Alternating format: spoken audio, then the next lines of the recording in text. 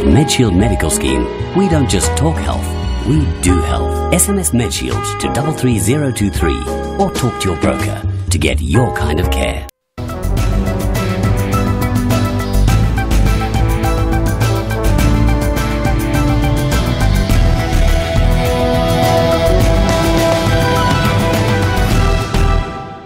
Our role at the Cancer Association is to create public awareness and encourage the public to be sun smart.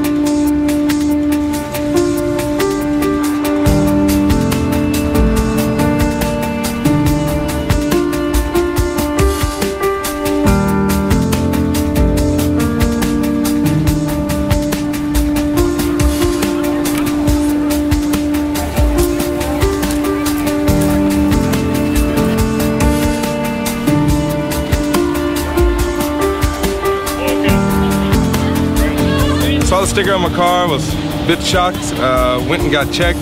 Got ourselves checked by a dermatologist. Everything's great, so we're glad we actually popped in. I had a little spot that I was worried about, and they've referred me on.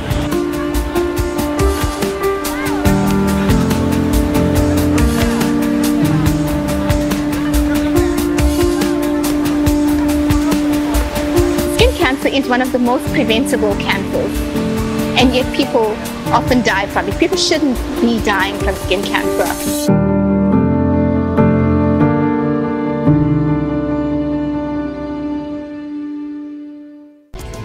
So, do you worry more about minor scratches or patches on your car than paying attention to unfamiliar patches on your skin? Well, South Africa has the second highest incidence of skin cancer in the world after Australia. In 2015 alone, skin cancer is reported to have cost the South African health system more than 90 million rands. But the good news is that skin cancer can be prevented. You might ask, well, how? Well, that's what we're going to be talking about today. We're focusing on skin cancer. We'll focus on all aspects of skin cancer, including impact, causes and risk factors, prevention, how to be sun smart, early detection and treatment. And as the saying goes, prevent, detect and live. Now we'll be joined in studio by a specialist scientist from the South African Medical Research Council, a specialist dermatologist, a health specialist from Cancer or the Cancer Association of South Africa, and of course a skin cancer survivor. You can tweet us at SABC Health Talk or simply interact with us on our Facebook page, SABC Health Talk. Now we're going to go for a short break, after which we invite you to sit back, relax and learn from this bumper show ahead. I'm Dr. Selom Daung and this is Health Talk.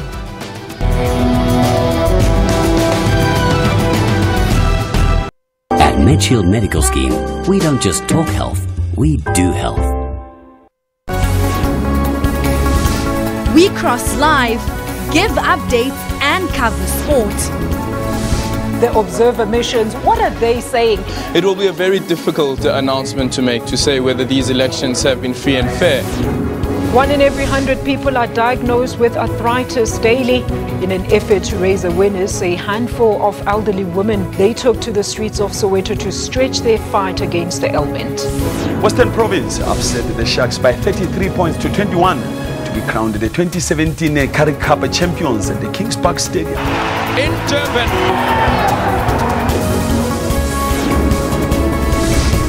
On time with weather every hour, all the time. For all news, stay tuned to AM News every Saturday and Sunday at 10:00 hours Central African Time. MedShield, embracing our members in good health since 1968.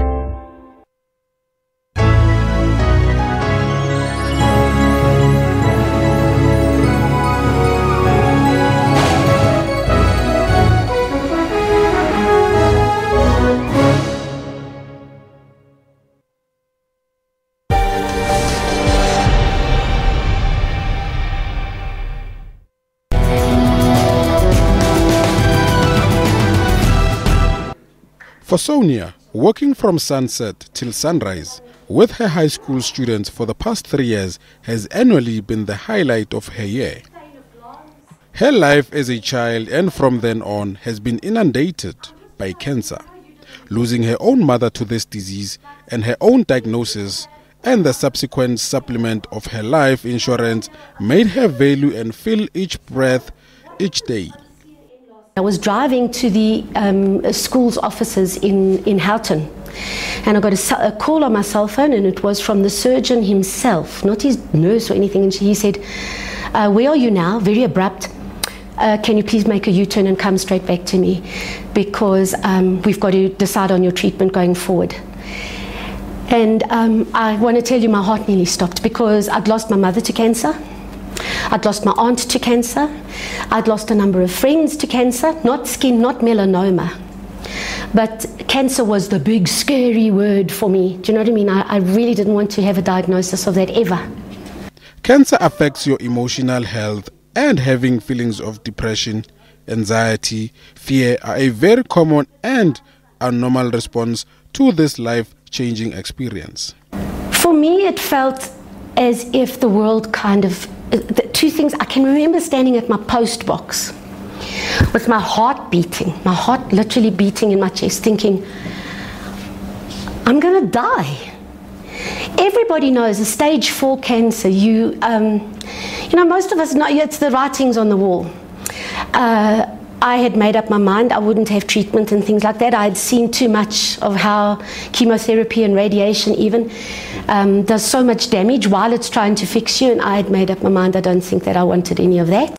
Common methods for treating cancer include chemotherapy, immunotherapy, surgery, and radiation. A huge chunk was taken out of my back. Now the lesion was near my spine, so there's not much flesh there. And so there was a huge hole with no, it had to granulate in from the outsides, and that was a very scary thing to see on one's body. It took weeks and months to come right. So the surgery helped, but they couldn't do anything else for me in terms of chemotherapy or any of that. Thank goodness we realized that the surgeon had taken out so much of the surrounding tissue that nothing had spread, nothing could get to my lymph nodes, and I'm really grateful, because here I sit today. For her, it is time to make sure that we speak openly and factually about cancer and how to avoid it by making better lifestyle choices from a younger age. I was teaching a young lady that was in my matric year at that time, and through her mother worked at the Cancer Association, and that's how I heard about Cancer Relay. And they came to explain how Relay works and what the philosophy is behind Cancer Relay, and it really, really sounded like a wonderful idea to me, particularly because it would expose so many young people, teenagers, the children I work with, and their families, and everybody else by association, in a ripple effect, to getting to know the facts about the sun.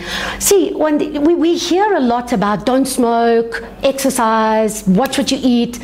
We don't hear enough, in my opinion, it's getting better, about sun damage.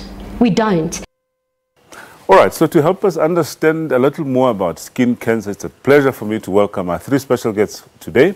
First up on my extreme left is Professor Michael Herbst. Now, Professor Herbst is the health specialist from that organization called Cancer, or Cancer Association of South Africa. Welcome to Health Talk, Prof. Thank you very much. All right. And in the middle is Dr. Mabung Kapere, who is a specialist dermatologist based out in Bryanston in Johannesburg. Welcome to Health Talk, Dr. Thank you so much for having me. All right. And last but not least, certainly, is Dr. Karadi Wright, who is a specialist scientist in the Environmental Health Research Unit from the South African Medical Research Council. Welcome to Health Talk. Thank you. Thank you for having me. Perhaps let's start with you, Dr. Kapele, in the middle. Now, we're talking skin cancer. Let's just understand what is it that we're talking about. What is skin cancer? Skin cancer is a disease that affects the skin when the cells in the skin become abnormal, and they grow abnormally out of control, and it can affect any part of the skin.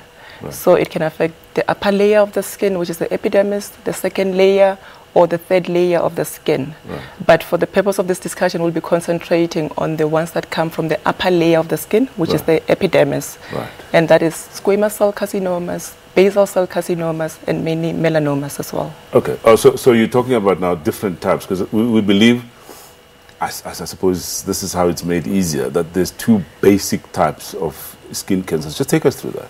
The basic types would be either the non-melanoma skin cancers or melanoma. So melanoma is a cancer that arises from the cells that produce color, meaning melanocytes, and that sits in the epidermis, on the lower part of the epidermis. Then you've got non-melanoma skin cancer, and that arises from other skin cells, which are called keratinocytes. So when those keratinocytes are on the basal layer of the epidermis, that is called the basal cell carcinoma, and when it's above the basal layer, it's called a squamous cell carcinoma. All right. Prof, how much do we know about skin cancer generally? Well, I'll tell you, it is much more prevalent than most people will think. Unfortunately, our latest statistics are those for 2012 from the National Cancer Registry. And just over 24,000 people were diagnosed with the three different types of skin cancer in 2012. 16,000 plus with basal cell carcinoma, 6,000 plus with squamous cell carcinoma, and about 1,500 with melanoma.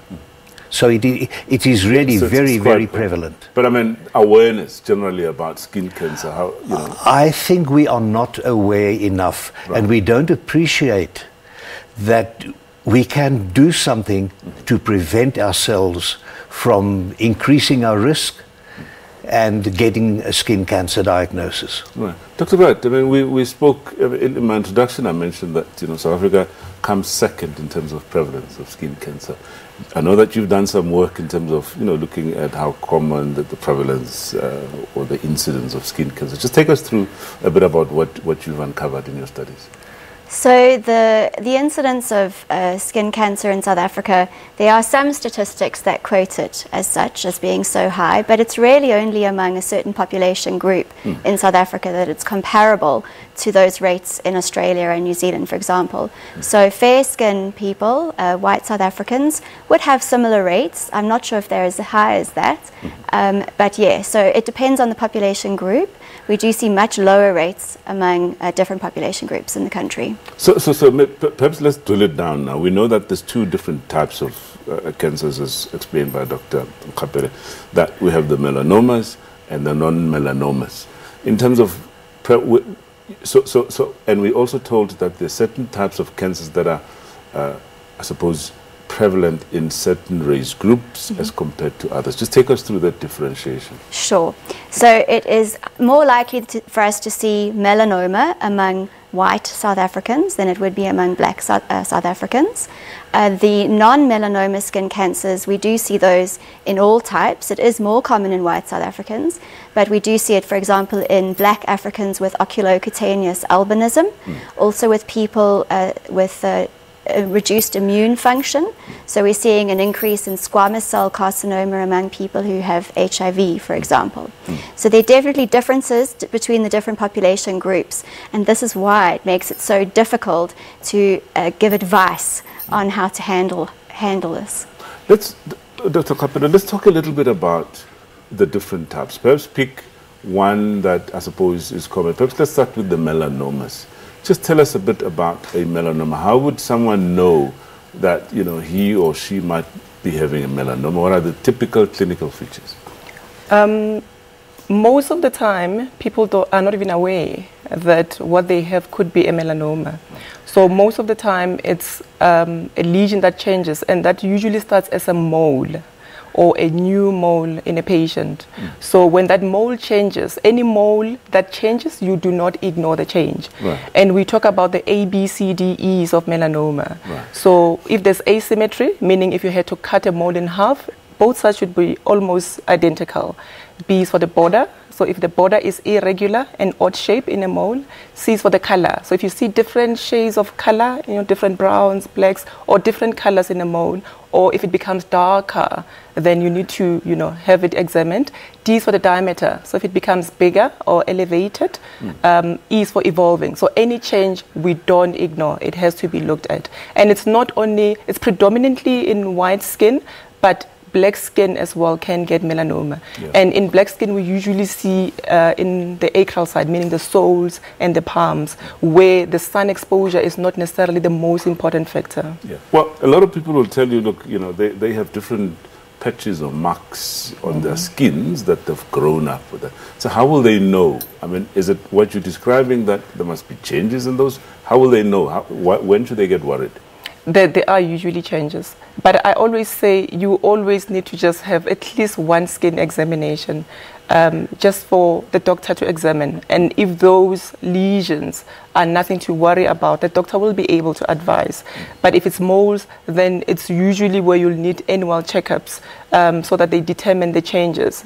So the screening will be important in those who have got moles. So because most people will have benign lesions, which are just overgrowth of skin on any part of the body, but those don't have abnormal cells in them. So you do need to see a doctor sometimes, but anything that you're not sure of, it's always better to see a doctor. So what is the prognosis for skin cancer, for those that now develop skin cancer?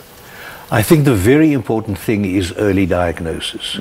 Because the earlier the diagnosis is made, the earlier effective treatment can be instituted, and then the prognosis or the outcome is really very, very good. And it can even be very good for the melanomas if diagnosed very early. And my suggestion always to people is know your body. If you don't know your body from the top of your head to the soles of your feet, you won't be able to recognize, is there something different today than it was last week or last month or last year.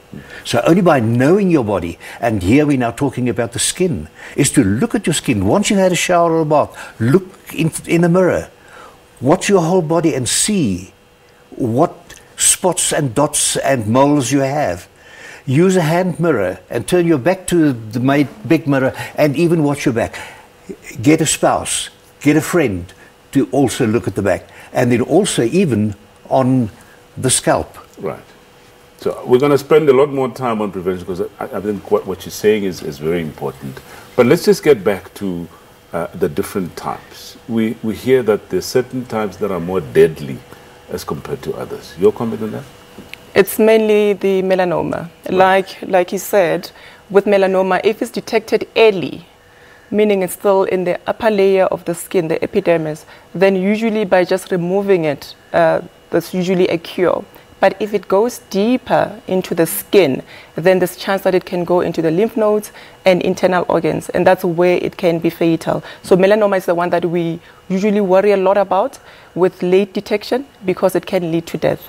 With non-melanoma skin cancer, usually they will be locally destructive, meaning they'll go deeper into the tissues. And they can cause disfigurement in those who ignore it and don't consult, but usually they don't metastasize or go to other parts of the body.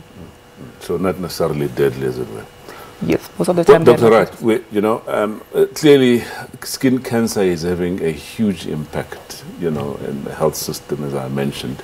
I'm going to ask you to comment on that, but not now, after a quick break that we're going to take. Okay, time for a quick commercial break. When we come back, we're now going to be talking about impact, causes, and risk factors for skin cancer. Please stay with us.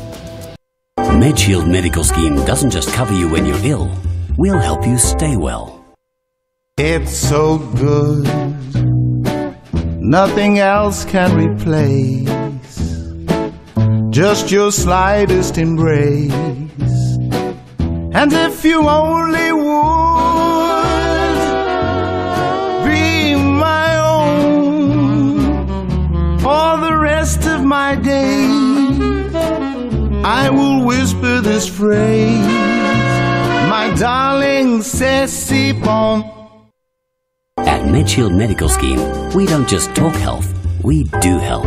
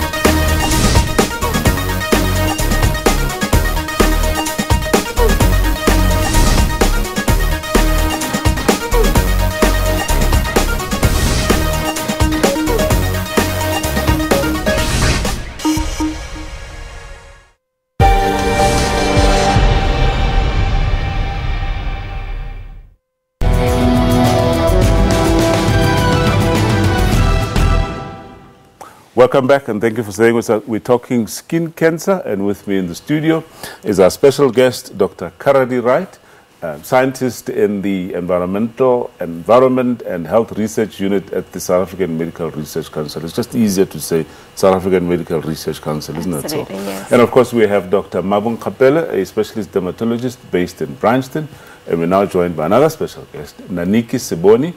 Now, Naniki is a skin cancer survivor and ambassador for Can Survive. Welcome to Health Talk, Naniki. Thank you very much for having me. But let's stay with you. Tell us your story. I believe you survived melanoma. I did. Tell us I've survived it 2 years going. I mean, where my story starts is really from when I was a young child. You know, I used to bleed excessively.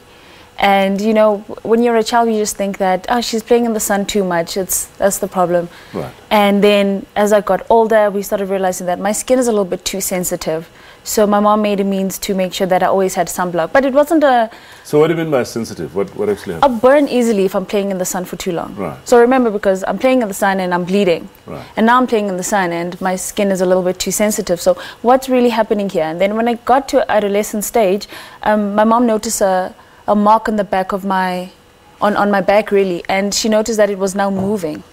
And we thought, but why would I have a patch that's moving? And it moved from the back and it came over here to the front. And then we just took it as another stage in my life. And then when I got to tertiary, I started developing what we thought was a beauty spot. And I said, oh yes, I'm getting a beauty spot now. Right. Next thing I knew was getting bigger. And where was that spot? It was on the lateral side of my leg, right over here really. I've got this terrible, horrific scar, but you know, it's my badge of honor. So it just started growing and developing and increased in size. And I had a incident in the house where I knocked myself against the coffee table, and the mole opened up halfway through and it bled profusely for over 20 minutes. And I thought, this seems abnormal. We should probably go in and get this checked out. So when we did eventually, I think a year later, you know, because I'm still postponing because I don't really know what this is, and I don't want to think that it's something terrible. I'm hoping that it's nothing too serious. And then they tell me that no. You've got skin cancer. And I'm like, wait a second, but I'm black. Black people don't have skin cancer. And then they say, wait a second. That's a very important point you're mentioning. And Dr. Wright, I'd like us to take over on that, comment a little bit on that. But let her continue her story. Right. You felt that now because you're black, this is not our thing. This is not our thing. You know, black people's diseases, we name them as your HIV, your high blood pressure. But skin cancer is not one of those things that we'll be looking at. And then they say, you know, further elaborating that it's malignant melanoma. And of course, I have no idea what that is at the time. And more than anything, I didn't hear a single word after that, because they were telling me that we're going to go in, we're going to treat it, we're going to do this, that, and the other thing. But I can't hear it because I'm in such hysteria at the moment, and I'm trying not to cry at the same time. How old were you then? I was 24, just 2 weeks before my 25th birthday. So it was a really exceptional birthday present, if you mind. So I was still a bit young. So and then what happened? And you know, they told you. So they tell me that, you know, now it's cancer, and like I said, go into hysteria, and I go back home and I try to explain that to my mom, and she's thinking I'm coming to tell her that I'm pregnant. And that was not the case. It was something a little bit worse than that. And for about 3 months, 3-4 months, I couldn't go to the hospital. Every day I'd get in the car when I had my appointment. I'd get in the car, drive to the hospital. Halfway through, I turn around and go home. Get home and I'm starting to cry. And because from the research that I was coming up with, it's telling me that this thing is the worst thing you could ever have. And I'm thinking death. So I'm playing mind games. Nobody's giving me any professional, counseling or help or information. It's just Dr. Google, and Dr. Google is freaking me out. Right. Yeah. Right. And then eventually we go in for... Were you offered treatment? Yeah, the treatment that was given to me was I had to go in for a surgery because they said chemotherapy and radiation would not be the best choices for me. I didn't understand that. I was just like, let's just get this thing done, over and done with, because I didn't want to die. At that point, I'd taken the initiative and said, we're going to get rid of this thing. Whether it means chemotherapy and I'm going to lose my hair, that's fine, but let's just get rid of it. And were you told you're completely free of the cancer now? Now I'm cancer-free. Right. I do my yearly PET scans to check, and I've been doing well so far. Great. So very inspiring story, Dr. Wright. So what you're saying is black people do get melanoma, and black people can survive melanoma. Your comment? Yeah, so your story resonates so much because I work with these data all the time in epidemiology research, and typically what we're seeing is that there's usually very late diagnosis in Black African people for the reasons that you mentioned, not wanting to go, being afraid, not getting the right counseling and advice. And so the longer you wait, the deeper the melanoma, it spreads and you're in a different stage. And the difference in survival rates, it can be as low as 20% survival rate, 5-year survival rate for a Black African compared to a white South African at 40% survival rate, depending on the stage at which the cancer is detected. Yeah. You know, before we come to risk factors, Dr. Nkapele, let me just focus on the impact. I believe that you recently conducted some study where you looked at what skin cancer actually costs the health system. Your brief comment on that. So I really wanted to put a number to this problem because it is regularly not seen as an enormous health burden in the country. Compared to others, I agree it isn't, but we wanted a number to be able to say this is the saving we could make. So using both a top-down approach, using the incidence and prevalence information about skin cancer in the country, and using a bottom-up approach, understanding how many patients are in different phases or stages, the different treatment patterns and pathways, we were able to put a cost to both non-melanoma and melanoma in the private and public healthcare settings in the country at just over 90 million rand a year. Was there any differentiation in terms of the cost in the private versus the public sector? Of course, there is a difference in those two, yes. But it's better more to in the private. Yeah, it's better to look at it in a whole, for a whole perspective. And really, the savings that we could make would cover 2 doses of HPV vaccine to more than 300,000 girls in South Africa. So it's a substantial amount of money. It is indeed. Dr. Nkapele, who's at risk of developing skin cancer? We're now told Black people can get it, white people can get it. Who's at risk? It's still mainly white patients because of the fair skin, where the protection from the sun is not as enhanced as in black skin. But black people can get it as well. And we see it mainly in black skin where you've got oculocutaneous albinism, meaning you're not able to produce the melanin which protects from the skin. But her diagnosis, you know, she's fair-skinned, so even if you're black and you're fair-skinned, you are more at a higher risk than somebody who is a darker color. But the risk factors are usually genetic factors, meaning what you are born with. And it's usually fair skin, red hair, blue eyes, people with freckles. Environmental factors is the sun. The sun plays a huge role in the development of cancer. Well, I think that's an important one because, I mean, it's December time now, everybody's lying at the beach, you know, enjoying themselves and so on. So we're saying that people need to be mindful of the fact that the sun can put them at risk of developing skin cancer. Definitely. When it comes to skin cancer, the sun plays a huge role. And that's what we can prevent. You know, we can protect from the sun. And we usually say no 10, it's healthy. And I get patients who tell me that, you know what, a little bit of brown skin makes me look like I'm healthy. And I always say, you'd rather be more fair and have a healthy skin than have a tan and at a chance of having a melanoma. So sun exposure plays a huge role, recreational or over a long period of time. Suntan baths as well. That's a big one, because I would imagine the thinking is, well, if you guys are saying it's dangerous to tan out there in the sun, let's, you know, go to some place where they have these fancy birds and we can tan in there under ultraviolet light. And you're saying that's not right? It's not right, because they do emit ultraviolet light as well. You know, so the sun emits the ultraviolet rays, which will damage the DNA and cause changes that will lead to cancer. So the suntan beds emit ultraviolet light as well, and that will cause skin cancer or increases the chances of getting skin cancer a lot. We're going to talk a lot more, because I'd like us to focus a lot more on this sun bed so that we kill the myths once and for all. But Naniki, before I let you go, Tell us about Can Survive and your work as an ambassador, just in a minute.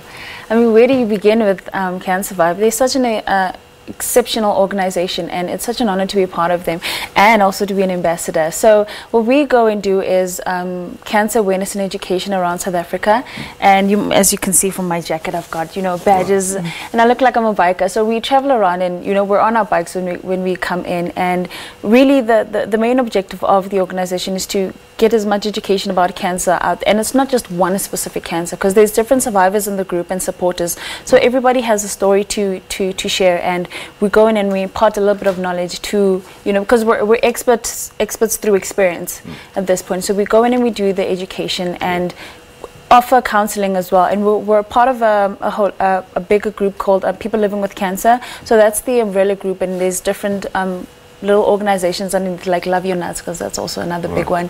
Yeah, so we do just a great bunch of education around South Africa. Well, Maniki Siboni, thank you so much for your time, and all the best in your work as an ambassador. Thank you very much. Absolutely appreciate it. Okay, guys, well, time for another quick break. When we come back, we now talk about the real thing now, prevention of skin cancer. Please stay with us.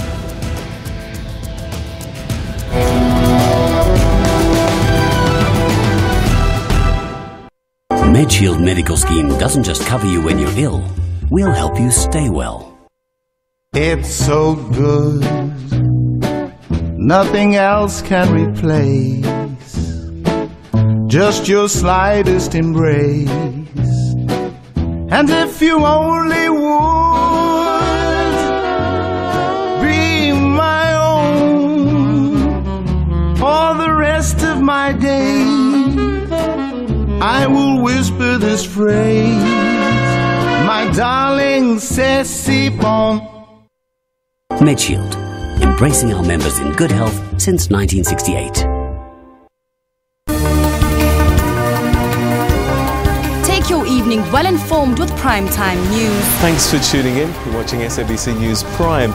The burning land reform issue was also a point of discussion on the first day. If you do not have a skills revolution, you will run into the kind of problems that we're having at the moment.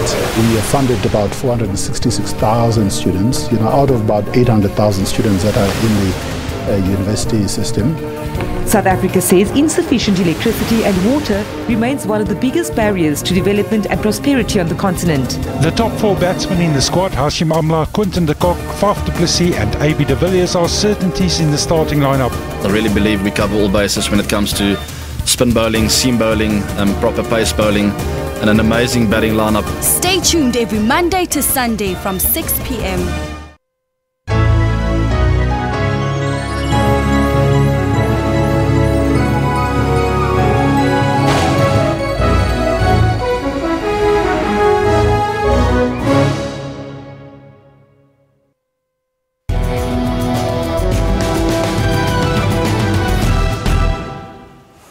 Welcome back, and thank you so much for staying with us. If you've just joined us, we're talking skin cancer, and I guess the big question we're trying to answer now is how can we prevent skin cancer? Well, our special guests are going to help me answer that question, and at the far left, Professor Michael Herbst, health specialist from Cancer.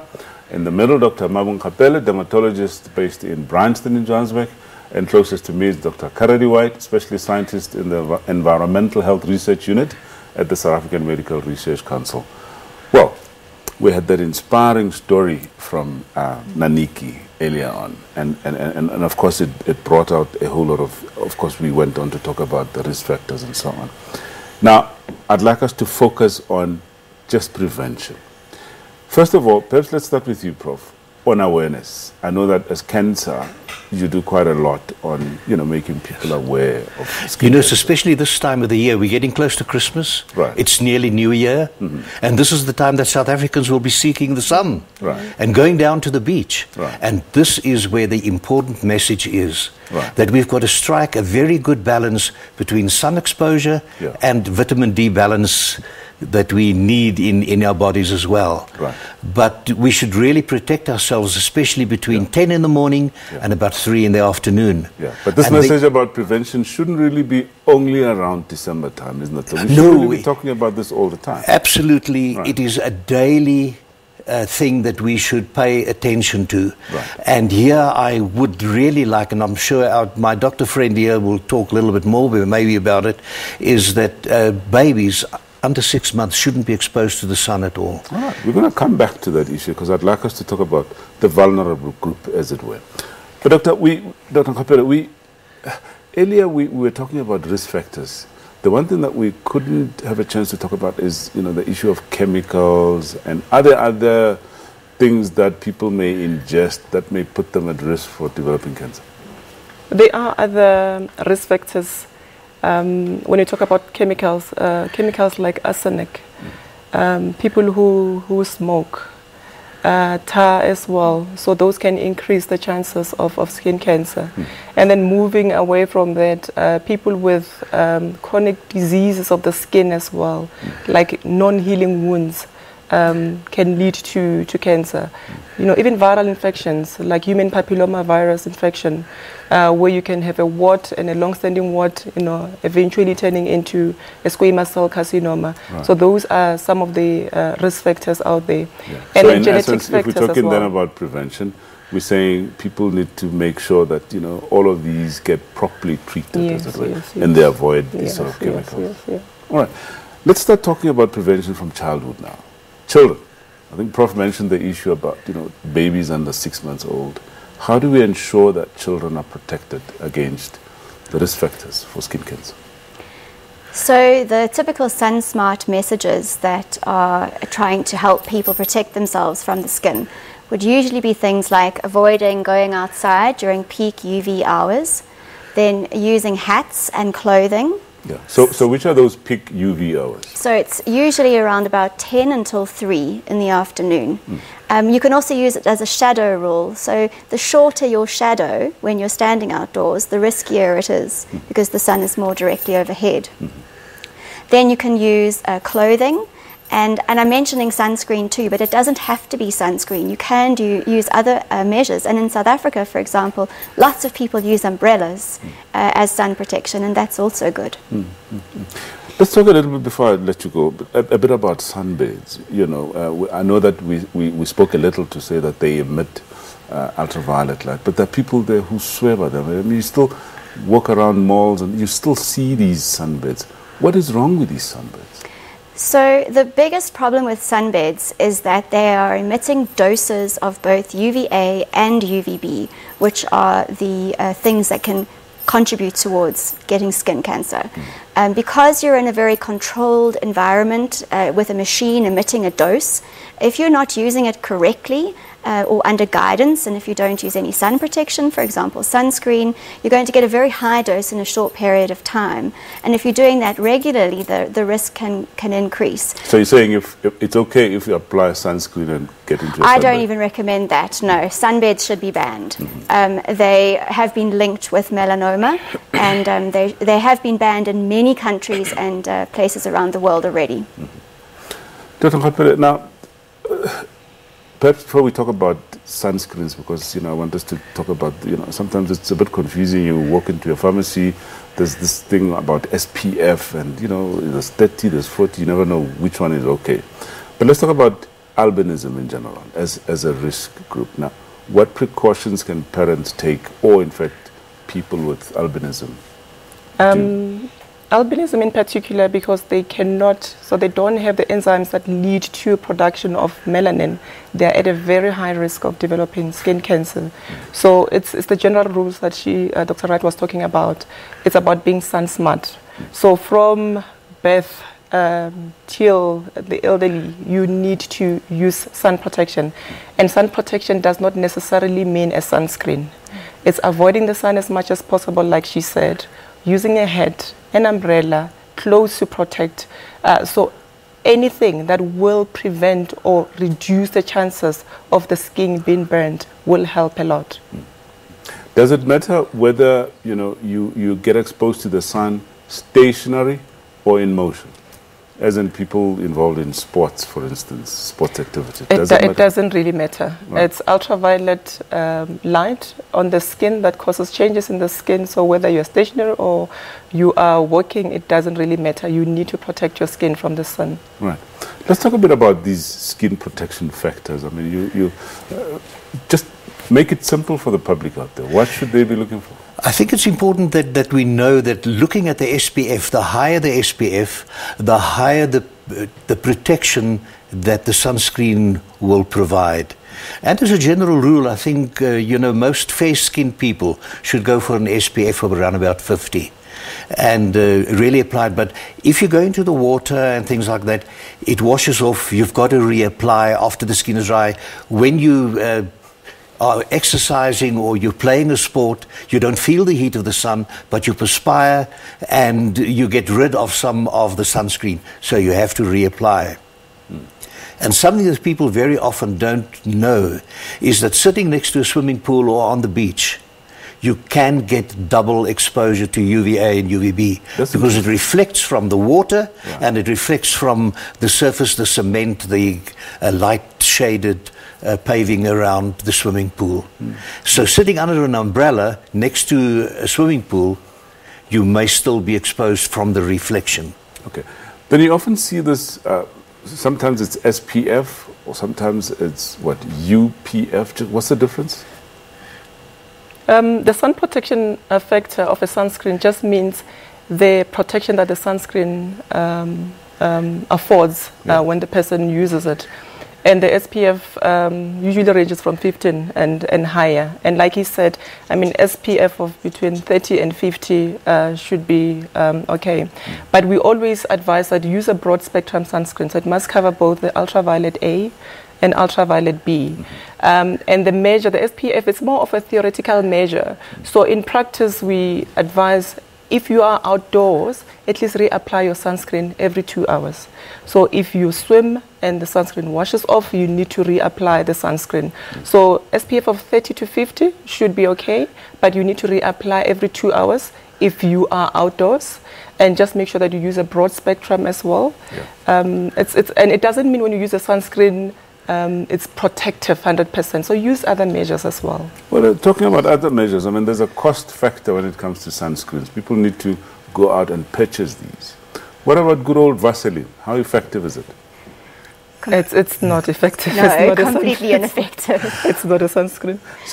So what else in the household can people rely on in the absence of, the sunscreen? Obviously, we understand the issue about clothing and other stuff, yeah?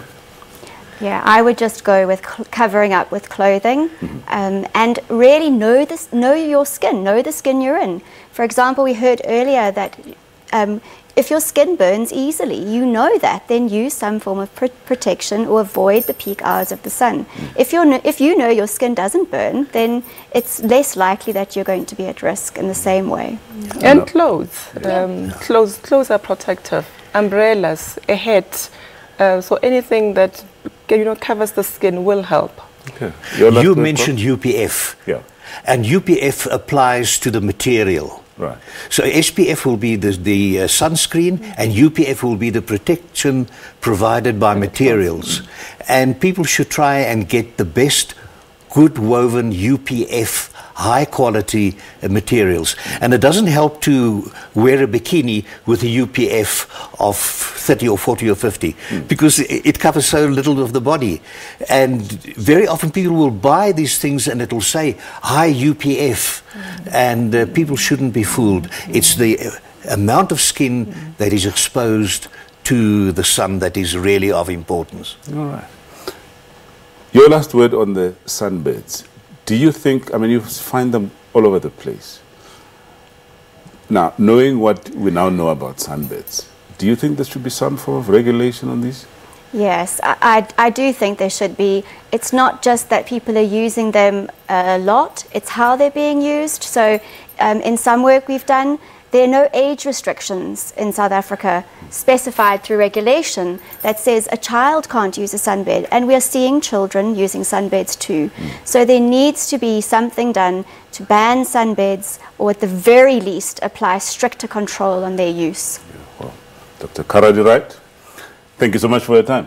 Thank you. Okay, time for another quick commercial break. When you come back, we talk about treatment. Please stay with us.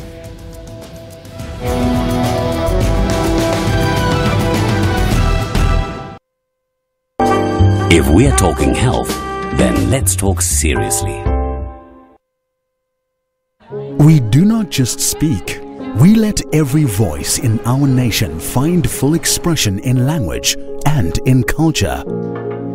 We do not just teach. We empower all people with education. We do not just bring you the news. We place you where the news is happening. We do not just entertain. We take you on journeys. We do not just broadcast sport. We create an arena for sporting heroes to inspire you. Ours is not just a job, it's a calling to ensure that everyone in our nation is informed, educated, and entertained. We're able to do this because you do your part. SABC TV licenses. It's all made possible by you. MedShield Medical Scheme doesn't just cover you when you're ill. We'll help you stay well.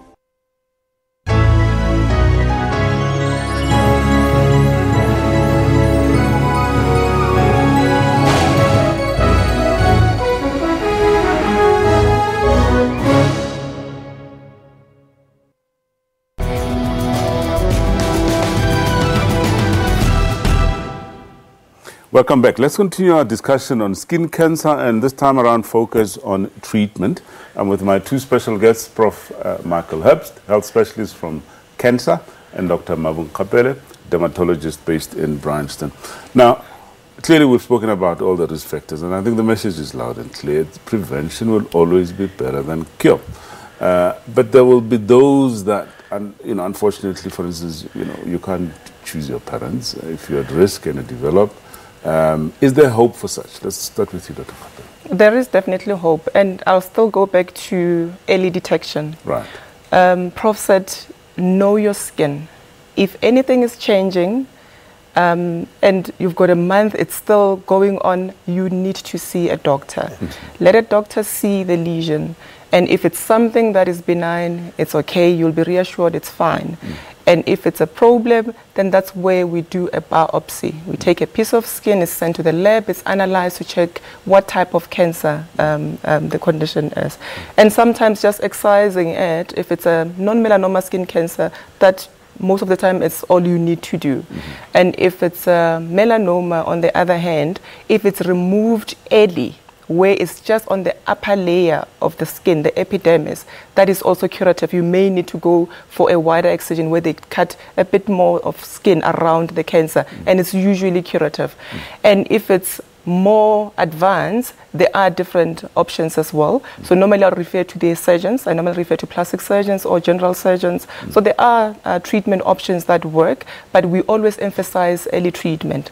And if it's late as well, there are still treatments that can be done. Unfortunately, with melanoma, that's where, unfortunately, the mortality rate increases when the disease is advanced. There are different treatments as well. So the surgery will always be number one treatment option.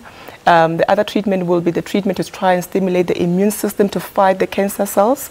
The other one will be treatment where it's given, so the immunotherapy is when the immune system is boosted, and there will be treatment that will target specific proteins that these cells contain. So there is treatment. Okay, and there is hope. And just perhaps to re-emphasize the point, I mean, we've had Naniki, telling us, a very inspiring story to basically suggest that if that deadly cancer that we've spoken about, melanoma, is detected early, you can be treated and cured and be completely free of the cancer. Yes, you don't ignore changes, yes. Right, and of course...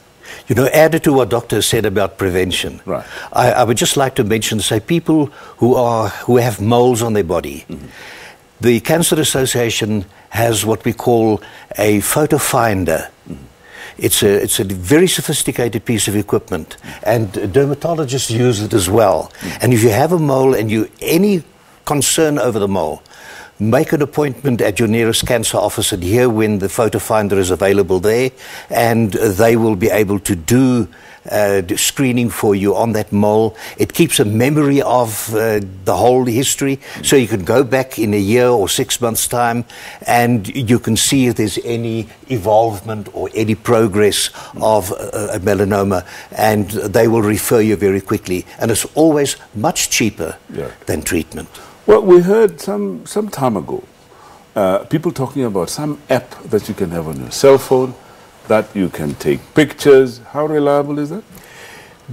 I'm going to leave the doctor to say the last words. I just want to say that we are very concerned from the Cancer Association side that you cannot leave this in the hand of somebody who hasn't got all the background and the knowledge to do the interpretation of that app.